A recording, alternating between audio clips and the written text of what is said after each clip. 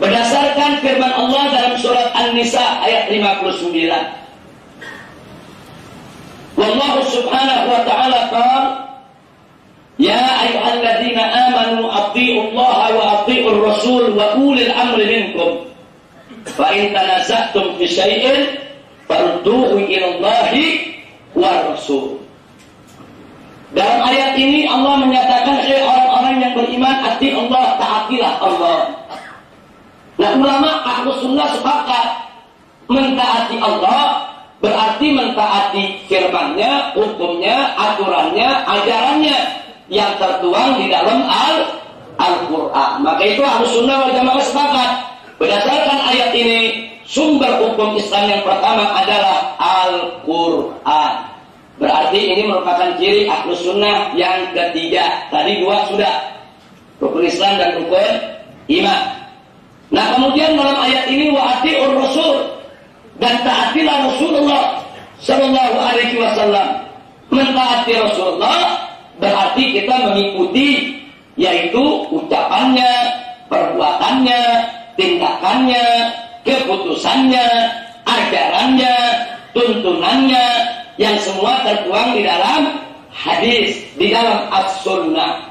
Maka itu Ahlus Sunnah sepakat sumber hukum Islam yang kedua setelah Al-Quran adalah as-sunnah. Ini ciri Ahlus Sunnah yang keempat. Jadi kalau ada orang mengatakan ada yang didahulukan daripada Al-Quran, katakan akal harus lebih didahulukan daripada Quran. Quran setelah akal dulu baru Quran. Mereka bukan Ahlus Sunnah. Jadi Ahlus Sunnah itu selalu mengedepankan Al-Quran. Nah, yang kedua as-sunnah. Jadi kalau ada orang yang mengatakan cukup sumber hukum itu Al-Quran saja, as-sunnah tidak perlu, itu yang disebut inkar sunnah. Nah, inkar sunnah bukan Ahlus Sunnah wal Jamaah.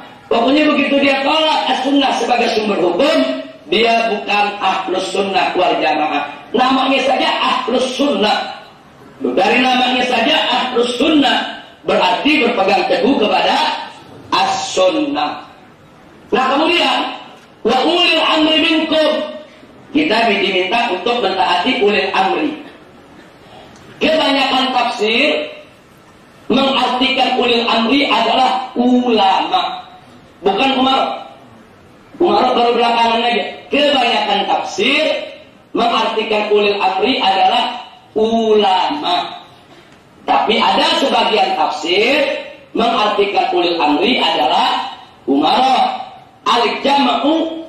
Al-jam'u bainar ra'yain, bahwa ulil amri itu kalau dalam urusan dunia umarah, kalau dalam urusan agama ulama. Nah, di sini kita diwajibkan untuk mentaati ulil amri, mentaati ulama dalam urusan agama, mentaati umarah dalam urusan dunia, selama putusan mereka sejalan dengan Al-Quran dan As-Sunnah. Nah, kalau kita wajib mentaati umarok dan ulama, apalagi mentaati kesepakatan mereka. Jadi kalau pendapat seorang ulama aja perlu kita taati, apalagi pendapat yang merupakan kesepakatan para ulama.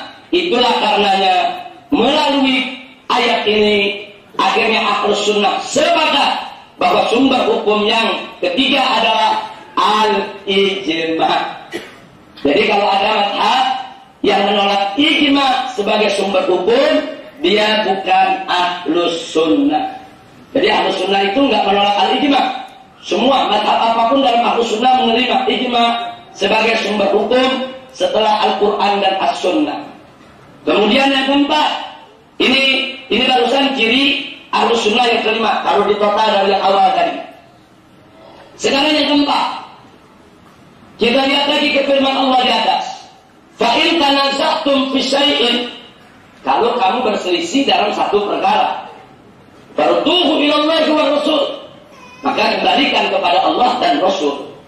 Jadi kalau kita nyari di Quran tidak ada, di As-Sunnah tidak ada, di Ijma' tidak ada, apa yang terjadi? Tanazuk, yang terjadi perselisihan, yang terjadi pertentangan, karena tidak ada dalam Al-Quran, tidak ada dalam As-Sunnah, tidak ada dalam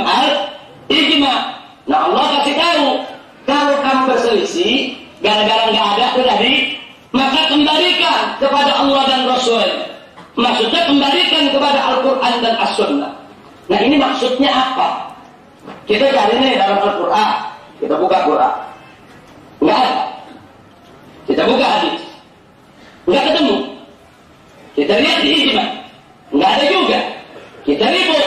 Allah suruh balikin ke Al-Quran dan As-Sunnah. Kita balik lagi ke Al-Quran. Ada gak? Tetap enggak ada. Balik lagi ke As-Sunnah. Tetap enggak ada. Ribut lagi. Begitu ribut suruh kemana? Balik lagi ke Al-Quran dan As-Sunnah. Jadi maksud ini ayat kemana?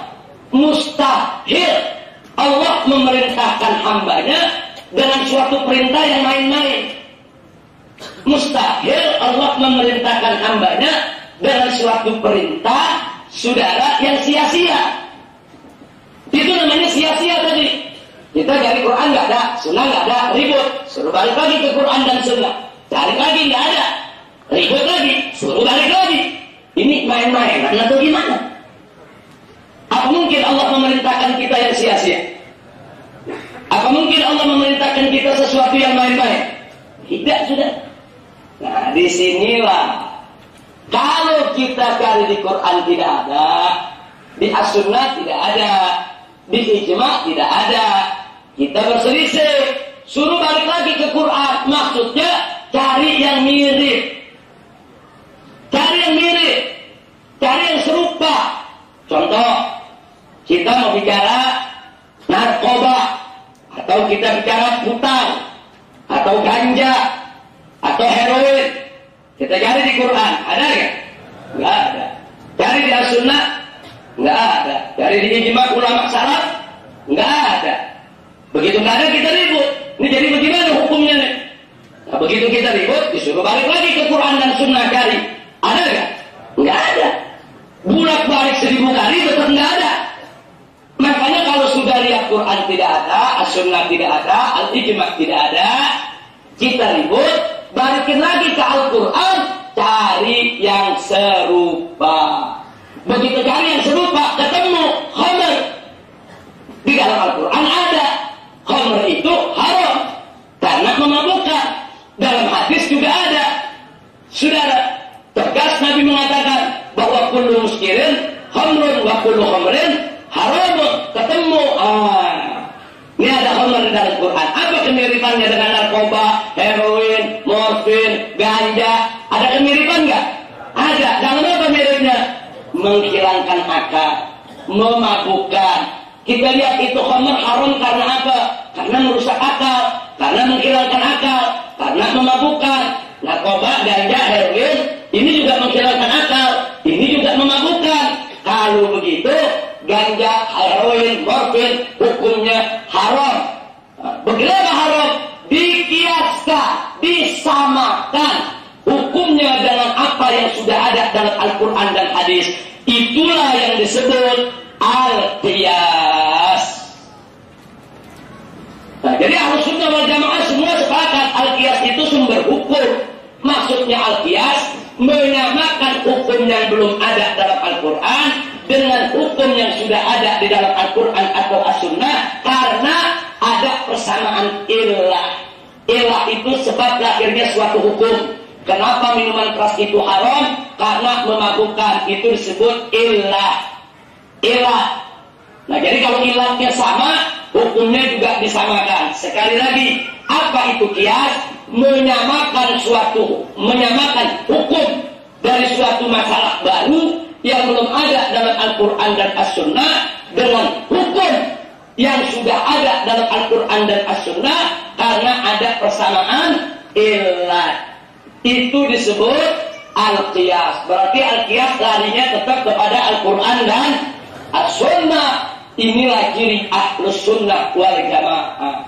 Jadi kalau ada mazhab yang mengatakan qiyas bukan sumber hukum, maka dia bukan Ahlus Sunnah. Jadi Ahlus Sunnah ini 4 ini dipegang kuat. 4 mazhab nggak ada nolak, saudara.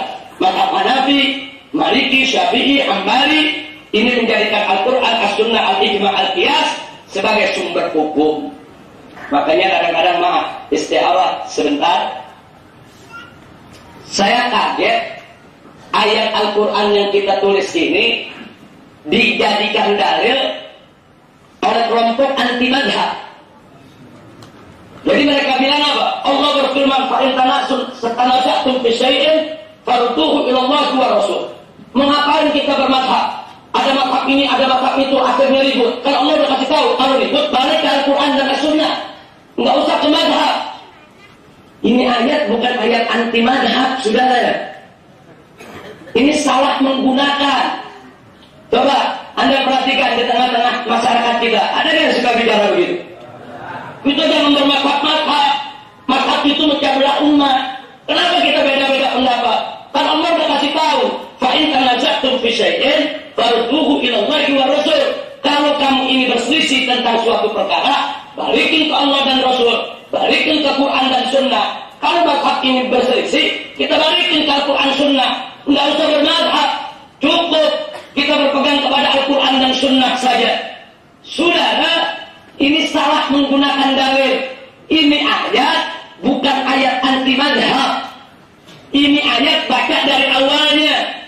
Ya ayyuhalladzina amanu atti'ullah wa atti'ur rasul wa ulil amri minkum fa in tanaza'tum fi syai'in farudduhu ila Allah wa Rasul. Hei orang-orang beriman, taatilah Allah, taatilah Rasul dan taatilah ulil amri. Kalau kamu berselisih dalam suatu perkara, kembalikan kepada Allah dan Rasul. Jadi kita disuruh berpegang kepada Quran, Sunnah dan Ijma. Kalau kita berselisih karena tidak ada dalam Quran, tidak ada dalam Sunnah, tidak ada dalam Ijma, kembalikan kepada Al-Quran dan As-Sunnah. Untuk apa?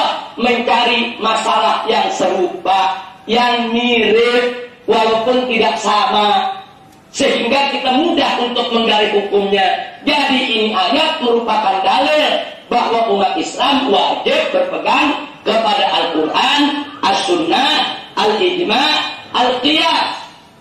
Apa ada dalam ayat kita suruh anti madhab? Tidak ada. Lalu dijadikan ayat anti madhab juga.